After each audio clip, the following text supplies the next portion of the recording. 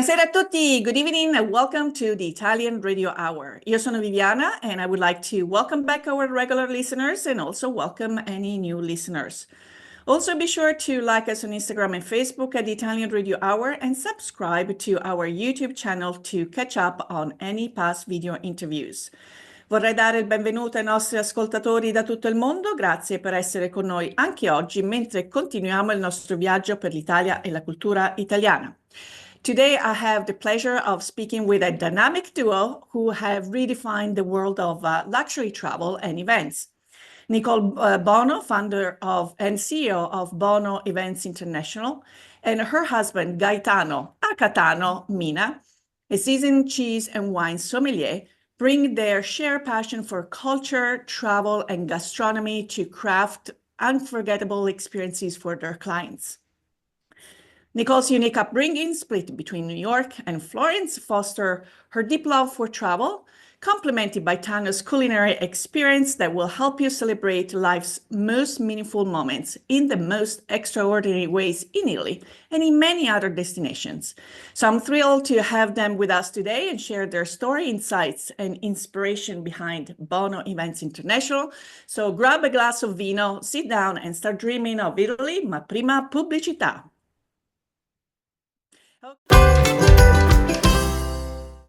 Parli italiano? Do you want to learn, improve, or master your Italian? Istituto Mondo Italiano can help. Located in the heart of Regent Square, Mondo Italiano offers small group classes and one-on-one private tutoring in person or online to help you learn Italian in no time. Visit us online at istitutomondoitaliano.org. Italy, ma prima pubblicità. Okay, I'm so excited to have you, Nicole and Tano. I'm sure this will be a wonderful conversation for our listeners as we are in the week of Valentine's. A lot of people will be popping the questions, so to speak, and so we will engage in dreaming about getting married in Italy, or many other special events and vacations and experiences that you have been crafting for your clients. But as usual, I like to start from scratch, from the very beginning, let our audience get to know you a little better. So ladies first, so I'm going to start with Nicole, but obviously, Tano, you can add your flavor to any answers. But Nicole, you come from the music industry, don't you? Tell us a Yes, little bit Diana, about. buongiorno, and thank you so much for your kind introduction. And I see you've done your homework, which is impressive. And yeah, I come from the music industry. I went to Berklee College of Music, which is a well-known school in the US, and I studied jazz vocals, and then I went on to get my master's in music business. So I did study business through that, lane, which was specific to the music industry. And then I worked in the music industry for a couple years between New York and London, and then even some years in Italy. And I just didn't really love it. Like going into the corporate music industry was completely different from any reason why I went to music school. And it contradicted any passion that I really had for this creative realm. And I don't like modern music. I just don't. I listen to opera, and Ella Fitzgerald is like modern for me. I mean, I like it, I love Adele, but there's like I just don't like modern music, and I felt like I was just in a world that wasn't mine. And then Tano's been with me through this whole transition. When he met me, I was in the music industry and I was burnt out and unhappy. And then I came to a complete jolt and decided to take a job at NYU in Florence. They have a campus. And just based upon the fact that I had a home there with my grandparents and I'm bilingual and bicultural, I just said yes. And that completely changed the course of my career because all of a sudden I was planning travel and events for these students. And it was so creative and vibrant. And I could finally use my Italian, which was huge. My Italian doesn't do much for it wasn't doing much for me when I was living in New York City. No one really cares that you speak Italian. There's very few job roles where that's important. And here, my English was incredibly valuable in Italy. So that was really the turning point for me. And then I went and worked for a wedding planner, and that was an immense experience working on the highest luxury level of weddings. I mean, all of a sudden, I was in private jets and calling Andrea Bocelli's agent and doing weddings at the most unbelievably exquisite venues in Italy. And that's when the bug really bit me. I was like, oh, this is it. Like This is it. You found your calling. Your this calling. involves all of the things that drew me to music and theater and theatrics and the coordination of it all. And I can use my languages, and it combines my love of fashion and gastronomy. And when you plan a wedding, essentially you're planning it for sometimes 6 months when the clients are late, or it can be a 2-year process, and you're putting on a production, but you only get opening night, and then the show closes because that's it. And um, I grew up in New York City going to Broadway shows and musicals. Like, production and theater and these elements are just a part of who I am, as well as just being Italian American. So sometimes you accidentally fall into what you're supposed to do. And I'm really, really grateful and lucky that that happened to me. And then from there, the business just developed because I realized that I don't want to do only weddings. They are very stressful, and doing too many of them No, you make it look so easy because we know how many pieces you're orchestrating, no Oh pun my God. intended. Well, Tano will also do that. I care really. Like, I invest 150% of As if they myself were your own. Yes, in every my time. wedding clients. I probably care more about my clients' weddings than I did my own, because so much more is on the line for my clients. Um, Okay. so So, yeah. And then, I mean, we can talk about this, but developing it into the travel element of our business, and then Tano developing his own through that. But yeah. Yeah, we'll get into it. So, Tana, was it that easy to make her say "I do"? Tell us some story. Have you heard her sing before in some occasion? Maybe her voice conquer you, like she was a muse to you. So, tell us a little bit your version of the story. I was swept off my feet immediately from all the things that she brought to the table. You know, when I first met her, she was working for the Rolling Stones label in New York, and she told about her music background. And to me, it was I come from a very more corporate law world, so it was very much, my line of work was very boring, very like contracts and reviewing disclosures and things like this. And she was such a breath of fresh air and had so much energy and such a spirit to her. And before she was a wedding planner, she used to be a wedding singer part-time. So she showed me some of her repertoire, and I really fell in love with the fact that she had such a wonderful voice, and also the songs she sang, were all these wonderful jazz standards, jazz classics, and so that was from the beginning such a wonderful thing to me. Even when the radio is on, she can harmonize with any song that's playing, and it just makes it so much more lively and fun to be able to even have music in our lives together. And Mhm. even at our wedding, so this is some inside information, but Nicole had some voice problems. She had to have a surgery on her vocal cords because she had a nodule develop.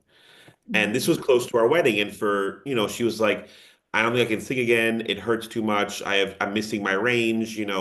So I thought, okay, it's okay. Don't worry about it. But then at the wedding, Well, wait, a year before our wedding, I had this surgery, and the surgery was successful, but the mechanics of my vocal cords and my voice was not as it used to be. And when you're a singer, it's kind of like being an athlete. so So, she kind of stopped singing. And I was like, that's okay. I understand it must be something very personal for her. But then at the welcome event to our wedding, after a couple speeches, the microphone gets passed to Nicole, and I was very surprised by this. And she just serenaded me in front of all our guests to "At Last." Uh, And it was such a wonderful moment. And, you know, she hid this from me whenever I was going out to run errands or walk our dog at the lake nearby. She was having secret vocal lessons with the coach here. So music and singing has definitely been a part of our relationship and of our love story from the beginning. Mhm. And I'm going to share a couple of pictures. And I think, you know, these, I like the description for me that I'm from Italy. I'm not really used to the bridesmaids party. When I was first invited to join one, I thought it was like such an honor. And then it's like, then there are all these commandments. You got to wear this, you got to wear, and it's like, and here all of a sudden, fresh breath air. I think the only requirement was something gold, right? And Yeah. so tell us, and look at your friends, just totally, you know, taken by your beauty. And I do love this picture very much. So where did you get married? Was it in the US? Was it in Italy? So we got married in Orvieto, in the Duomo di Orvieto, and those pictures, you know, they create such emotion for me because your bridesmaids are, well, I'm a girl's girl. I would be lost without my girlfriends, right? Like I don't know, Viviana, how about you in your life, but what would we do without our girlfriends, the people that we call and the people who have known us for so long? So I was marrying him, but he was in my life for 8 years, 9 years, right? Those girls, a lot of them have been in my life for a Like really long sister. time, Yeah. sisters. And even with my brides now, I really encourage them to have their bridesmaids because it's like it's just a beautiful thing to have those girls with you that morning. They hype you up. They, you know, you can tell in their faces, like to them, it's a special moment to see me as the bride, and they want to celebrate me and to have that moment with them, which we call a first look in, you know, wedding terms. And I got to actually, one of my bridesmaids there, Alessia, I got to a few months later be one of her bridesmaids.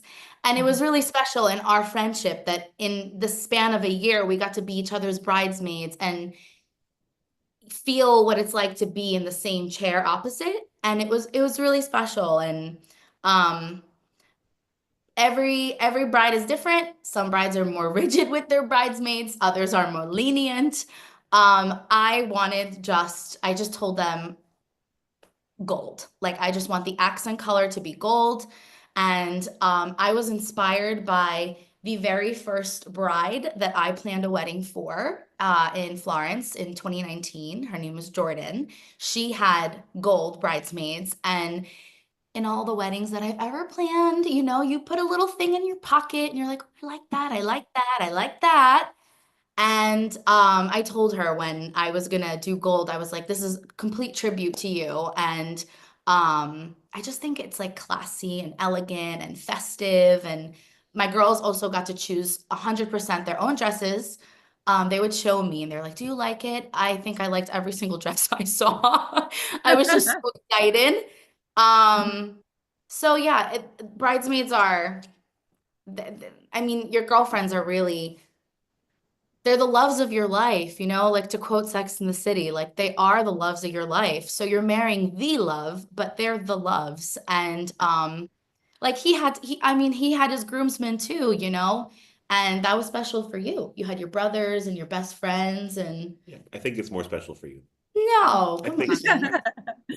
Okay. So, so obviously getting married in a different country, I mean, you both have the advantage of being bicultural, bilingual, so you can navigate both worlds with ease. And that's why I'm particularly interested in what you're doing, because you live it firsthand on your skin, you know, from the language, the paperwork, and everything else. And also people are trusting you with their big day, their money, obviously, and also the experience for anyone else is going to take time from their work and their lives to join the bride and the groom overseas for this wonderful experience. So if you can kind of elaborate, and then we'll I'll move into Tano's expertise, but in these years of having organized wonderful experiences, how do you define luxury? What does that mean to you, or what does that mean to clients? So that they're not just you're not just the average travel company. It's that's out of the window. This is, that one time, that one experience. So tell us a little bit about some of the ingredients that do make that a luxury experience. So what you just asked me is something that I ask every single client of mine from the beginning. What is luxury to you? What are your priorities? What are the things that excite you about this experience? What are the things that terrify you about this experience?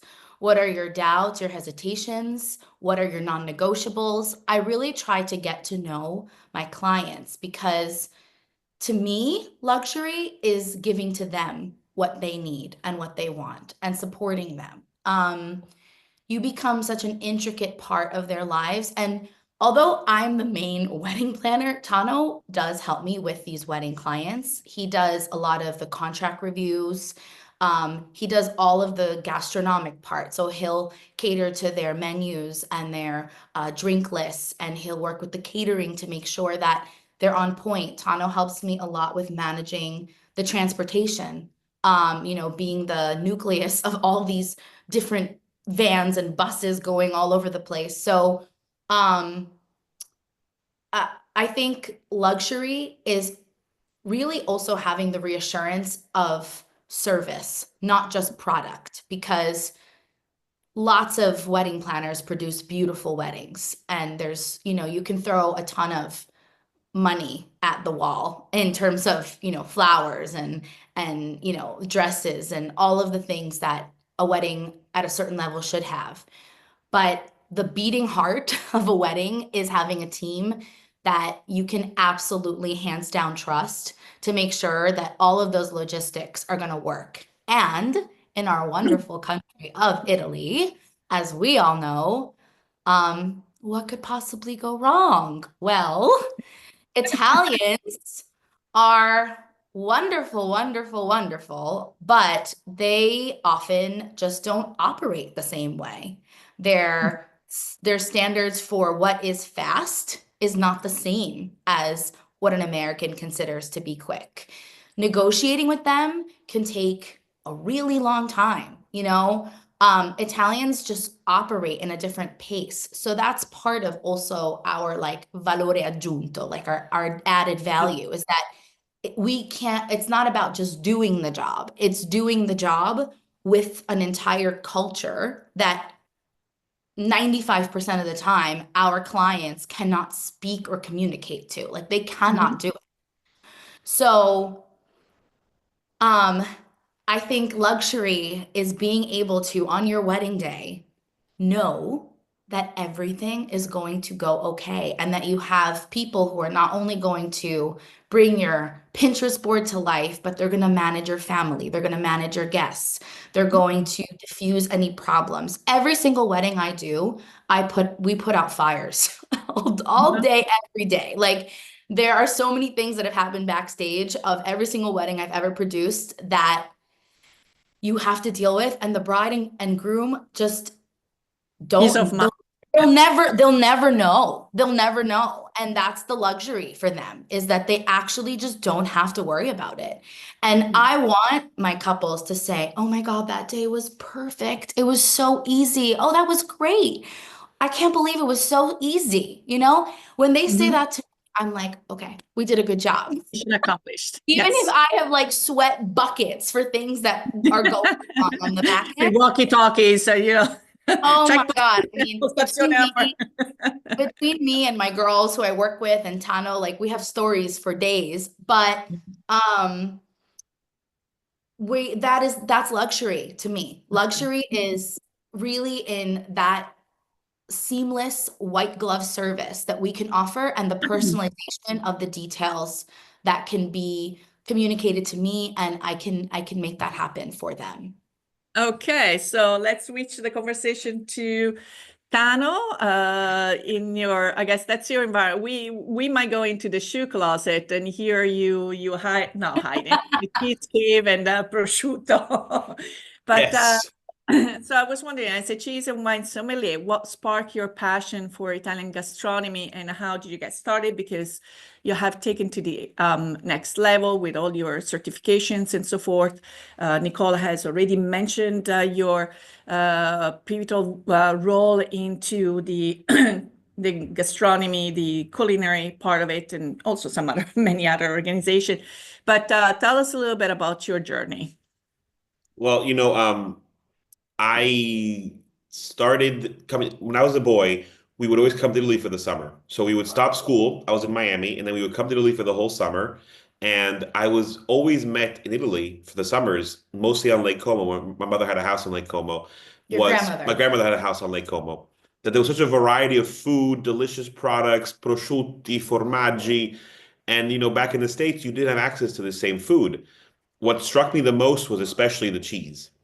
We would go Mhm. to little mercatini, little like farmers markets that would happen on the weekdays, and I would see this guy that would come down from the Alps with his whole bancone, his whole little stand of just cheeses, and I was so shocked and so amazed by this, and I would taste them all, and then you come back to Miami, and there would only be cheddar and American cheese, and it was so sad for me. So I was always intrigued by food. I always loved food. Even in college, when I majored in history, but I wrote my thesis on vitello tonnato, the dish, Oh. and geopolitics influences, cuisine throughout the world. And it's been a through line of my life forever. But my main passion has always been cheese. So then I lived in London and I lived in Paris. I was able to deepen this passion more and more. And since moving to Italy, I was able to get all my certifications and find like-minded people, especially because Italy hosts every other year, every odd year, the largest raw milk cheese festival in the world in Bra, in Piemonte. Oh yeah, of course. Slow food. That's So food cheese, there's also yeah. the university there. Yes. Hmm. And so from there, I met this organization called ONAF, which is the National Organization of Cheese Tasters in Italy. And I did all my certifications with them. And I've really dived deep into this world, which I love.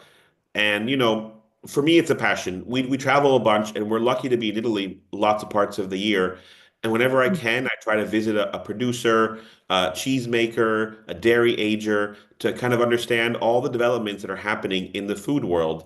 And I've made so many wonderful contacts among shepherds and, cheesemakers and cheese agers. And for me, it's a wonderful, special world because Italy offers so much when it comes to regional cooking. And most of these pictures here are from my favorite cheese shop. It's in Bastia Umbra, which is a town no one really knows, but it's right across from Assisi.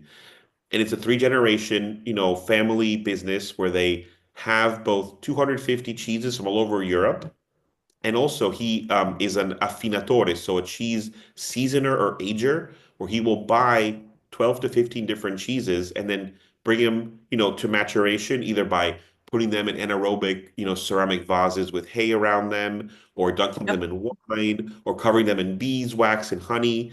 And this is a whole other world of creativity that Italy is so wonderfully getting into now, of not just having the very special, traditionally made cheeses, but also, you know, artistic variations and interpretations and ways of kind of creating new flavors. Mhm. And And honestly, go ahead. oh, please, you go. No, I was wondering, this is, I think it's one of the cheeses that is actually kept in the hay for a couple of years, if I'm correct. I actually had the privilege to enjoy, I don't know how many of them actually preserve the cheese in that way. Maybe it's the same producer, maybe not. I've also experienced the Parmigiano Reggiano is 10 years old, so 120 months, which is a completely different experience from the one that you grate onto your, let's say, your pasta dish, even though it's definitely a delicacy.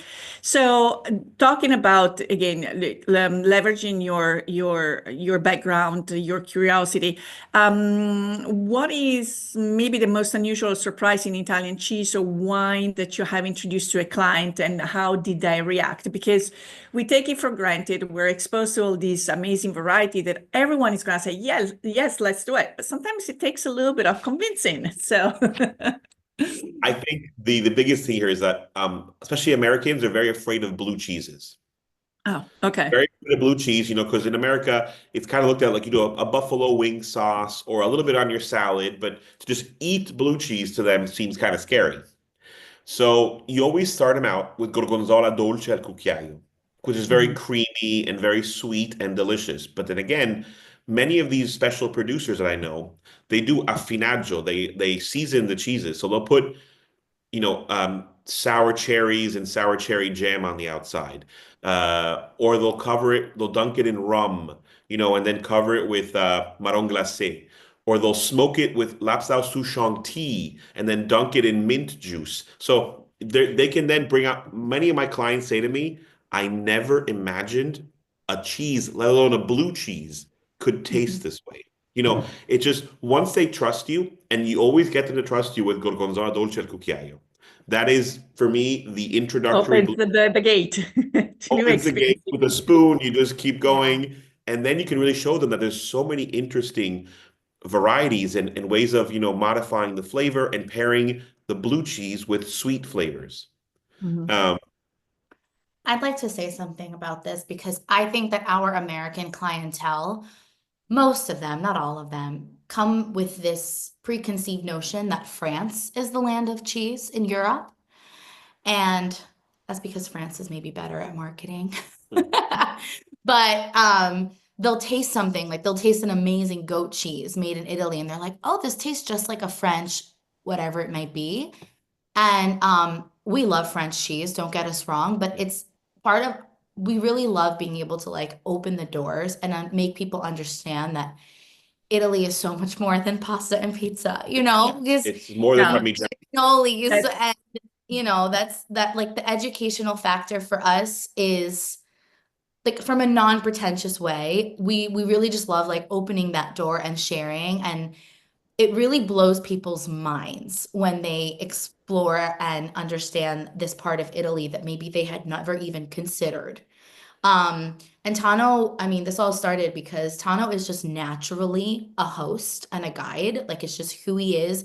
It's what he's been doing forever whenever our friends have come to visit. So I was like, hey, we have a travel agency, right? That our clients that are we do booking this for a living, right? that our clients are booking food tours, right? That Italy is somewhere our clients come for gastronomy. Maybe you could show them around. Yeah. And that's how all this started. And Yeah, I mean, you're totally right that Italy, on wine, people now understand that Italy has 1,200 different varietals of wine, and it's a whole different world. Super interesting, super creative, very well respected throughout the whole world. I think now, pretty much.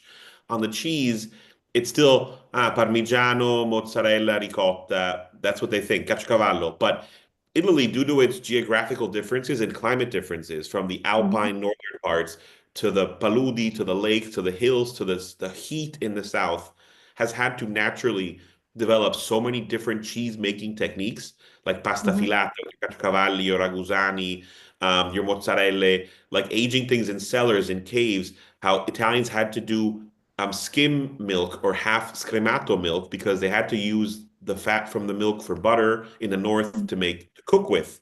So there's such a more of a variety in Italy because, again, of Italy's natural micro-regionality, and also because of the fact that they had to arrangiarsi, they had to figure out how to make the best use of this product given their weather conditions.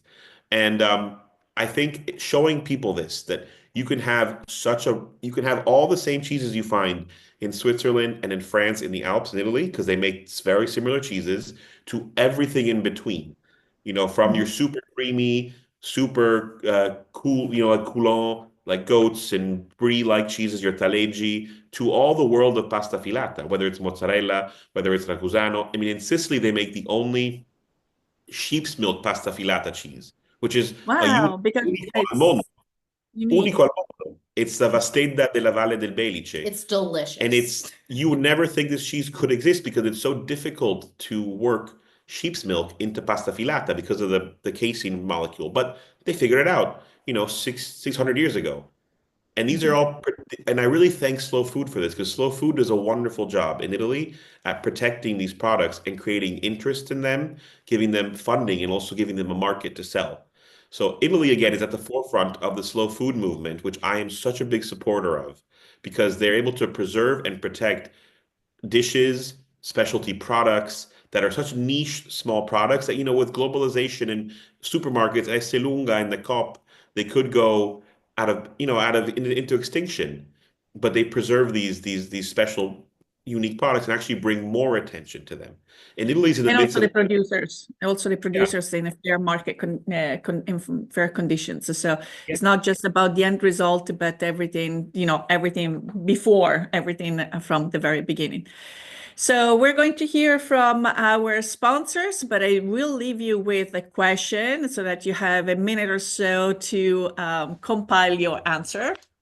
So take us to a typical day. So you have met with the client, and now you had the clients, and you have to sit down at the table, and the two of you have to collaborate in designing the experience that blend both Nicole's event expertise and your Tano's culinary knowledge. So give me a few seconds, and then I want to hear that answer.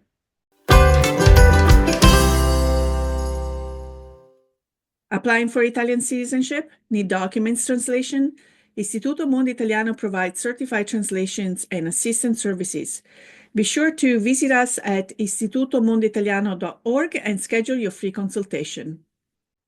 Un caffè, per favore. My first cup of coffee sets the tone for my entire day, and I get my coffee at La Prima Espresso. La Prima has been brewing Pittsburgh Express coffee for over 35 years.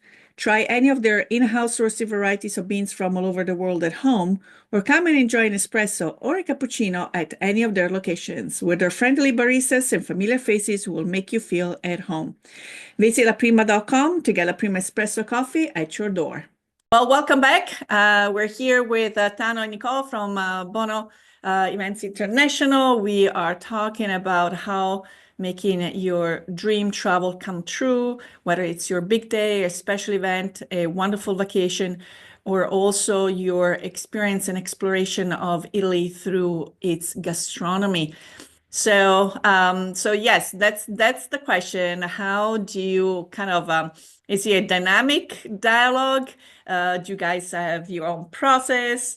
So tell us a little bit how you collaborate to design an event that blends both expertises and knowledge. So I think what we should talk about here is how we do our travel design work, which is a huge part of our business. And it's something that plays into our weddings as well, because even when we do destination weddings, we're usually designing the travel for a lot of the family and friends pre or post the wedding. So it all starts with the intake call. And I have 3 phases that I've developed to explain to the client how we work. There's the design phase. There's the dream phase, the design phase, and the departure. So in the dream phase is when, let's say, Viviana, you came to us and you're like, I've heard about Sicily. I really want to go to Sicily with my family. We have a week. And you give me kind of the bullet points of what it is you want. There are also times where clients come to us and they have no idea what they want, and we have to direct them. But I take on the client intake calls. I'm more of the sales and the first approach. And I am the one who usually writes down all the logistics. And then once they hire us, so we do have a travel design fee. Once they hire us, then we proceed to do the proposal, because the proposal is a lot of work. It's hours of work, research. We put a lot of thought into it. And this is where him and I begin the collaboration process. So I'll say, okay, Viviana and her family want to go to Tano Mina, Syracuse. I told them about the West Coast. So I told them about Palermo. I told her about the Greek temples. in Agrigento. And she said a huge priority are these restaurants and this cooking class, and ask me about this. So him and I will confront each other. I am the hotel nerd and he's the restaurant nerd. And then together, we love destinations and travel. Or he'll throw something at me and I'll say, no, the logistics won't work. Like, what is the route that we should put them on? And there's things to consider, right? Like, are there kids?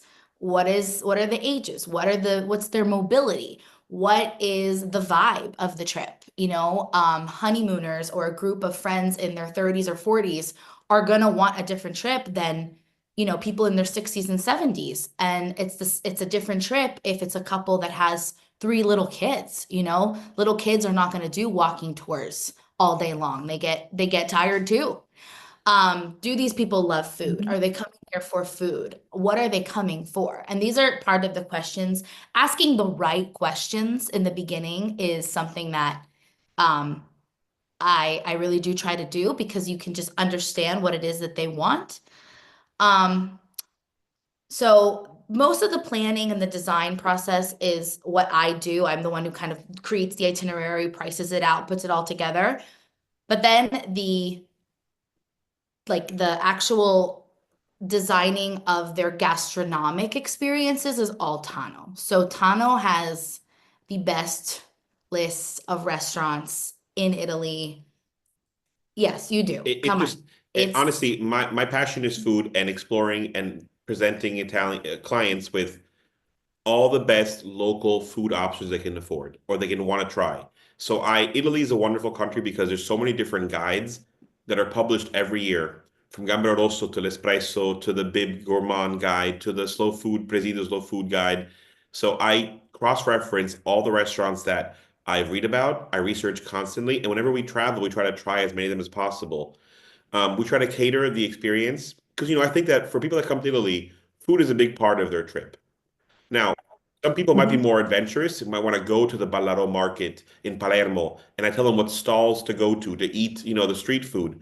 Other people might be more, maybe older and maybe less interested, but they want to have really nice restaurants that will give them a local flair, but also give them the comfort of like a ristorante, not like a trattoria. So, and then also filling in the gaps for clients with the best gelato places, where to get the best granita, what the best pasticceria are. If you can give all this flair and added value from things you research and they can have really a 360-degree experience trying all aspects of Italian food. So that's always my goal, to fill in the gaps and always also be available for the clients when they're in travel. If they're like, oh, we're 4 days in and we really want to try a pizza. And even if maybe, they're in, I don't know, Venice, which isn't the most pizza destination in Italy, I still know the best places for pizza napoletana because there are Yeah. some okay places in Venice which I can send them to. Mhm. So it's all about having a Yeah. bunch of things in your back pocket ready to go and also just giving them constantly updates and information and nuggets of information they can use if they change their mind or want something else. And that requires lots of research, but it's very satisfying when the client in the end says, I had a wonderful time. To her, she goes, the experiences, the hotels are amazing. And for me, they had the best food of their life. Yeah. And also I do encourage everyone that is following us or watching us. So if you're watching us, you're already seeing that I'm sharing their website, Bono Events International, because here you can have a visual and also description of some of the amazing experiences that they do create. So you can start already dreaming from the comfort of your house. But like, for instance, I was, you're based in Umbria, right? Right now, that's where you are. And I'm always drawn by the cooking classes just because of what I do for part of the many hats that I do wear.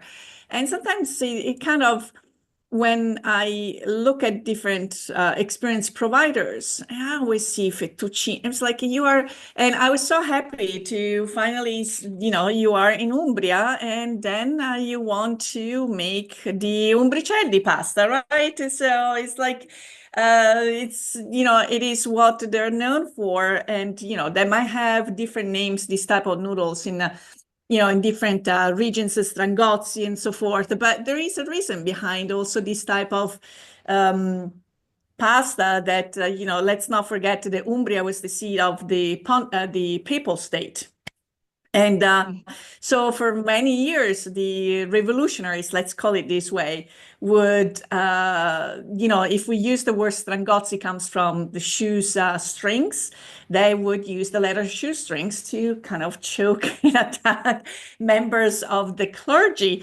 So now everything makes sense. Not only they're having an amazing time making pasta, but I guess it allows you also to give them some pillole, some nuggets of the cultural, and they can go back with, a story or something that allows us to continue spreading the huge variety of the Italian. It's almost like an oxymoron to call it Italian food. It's like a lot of regional. And here is, let me see, Tano and his enjoying. So Cappuccio, is that your nickname, or was he Podere Cappuccio? No, Maybe it was. it's Podere Cappuccio is what the full name Yeah, for it's it is. Well, So okay, so So our cooking classes started because so something that Tano and I love to do when we travel is cooking classes with locals. We think that that's just such a really cool experience. We've done it in Peru, we've done it in India, we've done it in Japan. And our neighbor, her name is Rita, she's an Italian teacher. She is the most unbelievable cook and home cook. And we are very, very spoiled that we get to eat at her house all the time. She's always cooking for us. She's like our mom here, basically. And I said to her once, Rita, what if I brought people to your house to make pasta with you? Would you be okay with that? And she said, perché no? Why not? Facciamolo. And it's turned into something that has brought her a lot of joy. It brings us joy and it brings the client joy. And yes, she does make traditional umbricelli, and then she makes the amatriciana sauce Or or arrabbiata sauce. And in the summer, we have our vegetable garden. She'll take them to the vegetable garden and she'll show them how she picks her produce. And she'll use all of the, orvietani dishes that are super like, I mean, talk about kilometro zero. That's me with that. And the background, I just want to share the Not bad. yeah, setting. so they also have this unbelievable view of the Duomo of Orvieto. So people come and it's really like mozzafiato, right? It really takes their breath away. And it's nice. We've done it even in the winter time where people then just sit in her dining room and eat the pasta in her dining room with us and with her. And it allows for this cultural exchange. She does speak basic English, and sometimes she gets a little embarrassed, but we're there to kind of translate. And we've talked about life, women, culture, family. I mean, it's a really special experience, I think, for travelers to not only get to do a cooking class, but to actually see what an Italian home looks like, what it feels like, talk to locals about their life and their culture. And I think that when people travel, they like these are the experiences that they really remember forever. Like it's when you tap into. I'll never forget cooking in a home with this Indian woman we met in Jaipur and her teaching me how to make curry, but her talking to me about her husband and her kids and her life and seeing what her living room looked like. That's stuff that is really like priceless. What it is that, it's not like a studio kitchen in Florence where they pop out 10 cooking classes a day. It's an hour. This is truly an experience where you get to eat the things that she makes, that her mother taught her to make, that her grandmother taught her mother to make. It's lumachelle orvietane. It's peachy. Well, not peachy, no, they're umbrichelli, but they're similar to peachy, and you explain the story behind them. Like, they go, why is there no egg in this pasta? And you can explain that to them about how Umbria was one of the poorer regions, how the Vatican kept it kind of under the kibosh, so they only had water and flour to work with, how it's a quick peasant dish to make. The sauce isn't a very elaborate ragu, it's an arrabbiata. It's a bit of guanciale, maybe for a matriciana. That's all you had available. For the secondi, you do a pollo alla cacciatora or a baccalà in umido. Or cinghiale. Or if it's summer, or if it's the fall when they have the hunt, cinghiale. and you teach them about these things. For the dolce, you make a typical Orvietano zuppa inglese, right? The way they make it here, which is very strong in alkermes and not as, and because they had to cover the lack of flavors they had. In Christmas time, if it's in winter, she has her homemade pampepati, which are the typical Umbrian Oh, yeah. interni dessert. And it's really so wonderful. And again, she doesn't speak perfect English, but it doesn't matter because to me, it's more authentic to communicate the true spirit of the experience. And anything that needs to be communicated, Nicole or I can translate back and forth instantly. Yeah, but once I have seen this, because we've done so many of these, once there's like that element of like confidenza that's like, dissolved A in the first couple of connection minutes, now, yes. Mhm. you see the client and her communicating in their own way, their own energy. And I actually think it makes it really special. And we've had some Italian American clients that have never been to Italy before. Maybe they're in their 60s and it's finally their chance to see where their parents or their grandparents are from. And this experience is like monumental to them. It makes them emotional because they feel like they're at Absolutely. home in their like, this like nostalgic DNA that they have, even though it's their first time there. And I mean, I could cry honestly just thinking about some of these moments that we've been so unbelievably like grateful to foster because it's really special for the client and it's really special for Rita too. Like she understands, she sees what her home is doing for these people and this experience. And um it's so much more than anything that has to do with the word business. It's like it's poetry, it's something that we've created with her that means a lot to a lot of people who come here and do this. And kids get it too. We've had a lot of kids come do this and like they're like kicking the soccer ball in the garden here and they're playing with our dog and it's we live next door to her, so it's also really a way for them to also come to like our house and we invite them and it's special. Mhm. It is. So let me, because we touched upon the language, for both of you, how was growing up with the Italian language, or did you pick it up later in life where maybe that was background in the family, but because, of the different experiences of people moving from Italy to the United States, some, assimilation, others maybe manage to keep the language or the dialects in the house, but others just kind of now it's a new chapter and we're going to blend in. So if you can just take a couple of minutes of sharing your individual experiences, maybe Tano, if you want to start first this time. Okay, so my father is from Milan. He came over to the States for college, fell in love, and he stayed. But always very tied to his roots.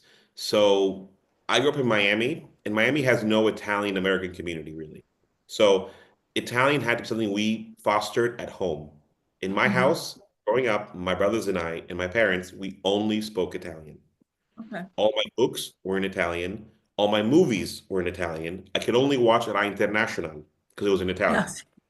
This might seem a bit tyrannical, but it was the only way to keep the language alive and vibrant, to not develop any accents or to have difficulty comprehending, communicating with my friends and family in Italy. Also, we were lucky enough to spend most of our summers in Italy. So it wasn't that different for us. Like we would then, speak at home, and then in Italy we would speak everywhere in Italian. And it was a little annoying when you're a kid. You want to watch cartoons, you want to be able to do what your friends do.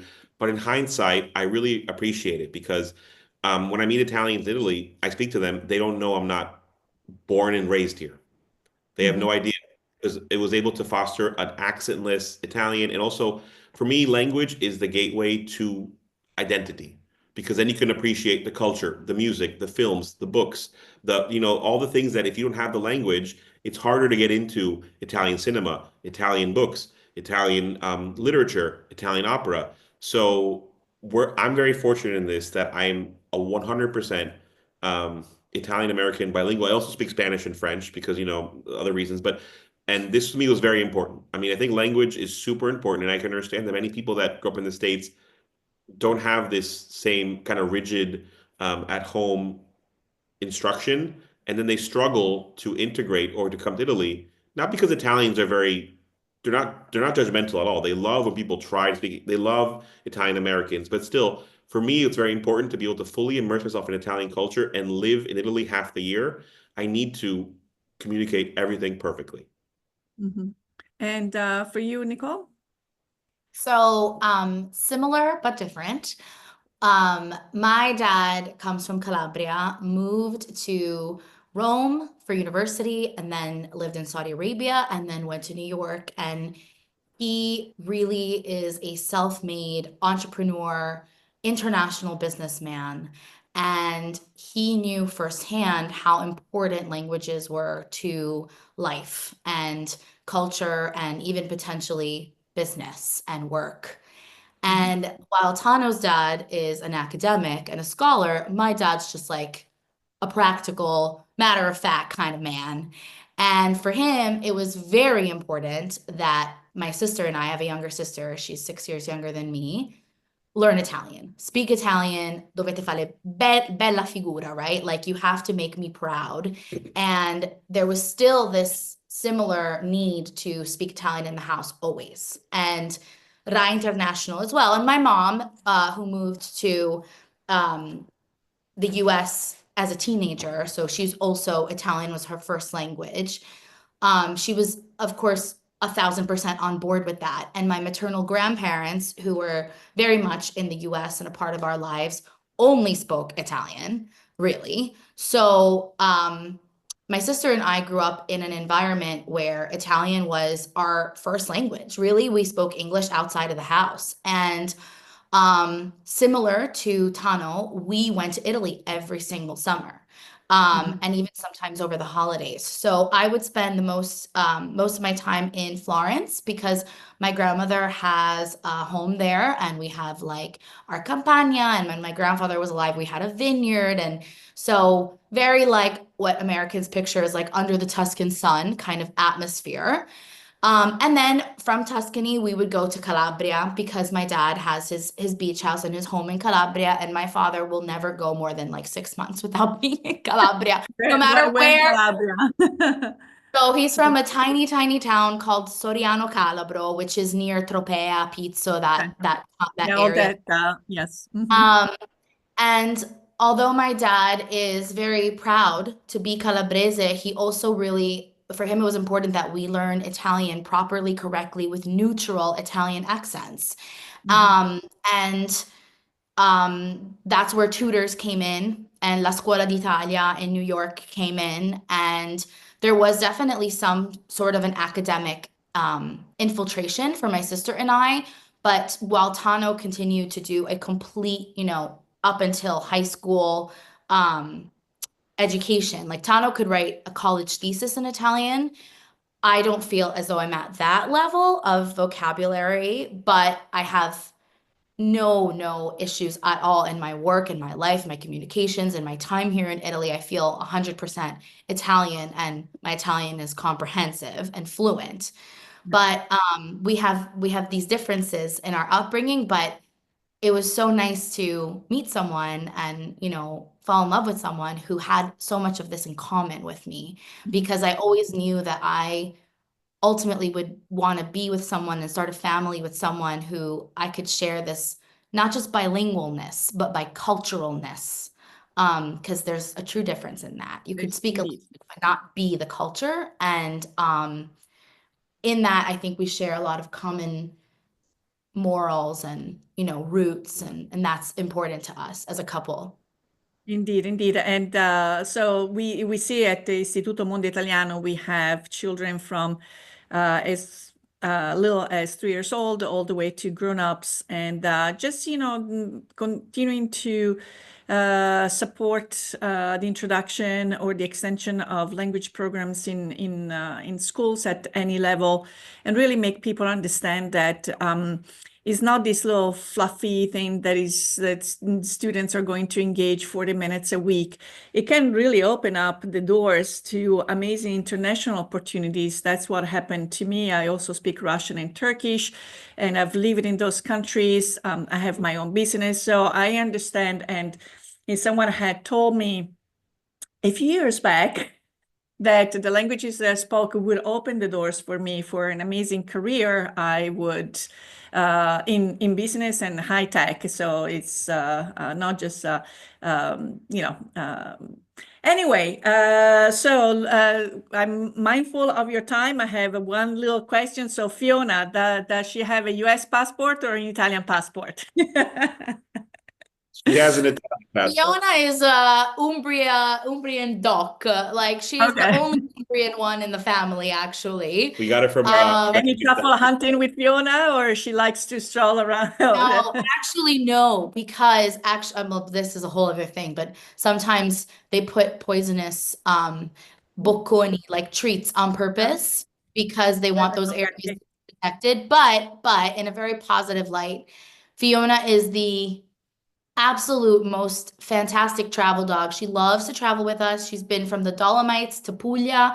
We're probably going to take her to Sicily. Sardinia or Sicily soon. She's been all over the place with us, and we're lucky that we have a dog who's passionate about travel just as much as we are. And she loves cheese. She loves cheese. She loves Yes. She loves So she's definitely our kid. Our time together is up. Il Big Ben ha detto stop, and it's time for us to say arrivederci e alla prossima. We want to thank you for tuning in into the program. And if you have any questions or comments, or if you have any topics you would like us to address, please contact us at the ItalianRadioHour@gmail.com. We would love to hear from you. And remember, if you or any of your family and friends have missed a prior episode or would like to listen to this episode again, subscribe to the Italian Radio Hour on YouTube or where you catch your favorite podcasts. I would like to thank my dynamic duo of Nicole and Tano from Bono Events International, our sponsors Istituto Mondo Italiano and La Prima Espresso. Until next time, alla prossima. Ciao, ciao.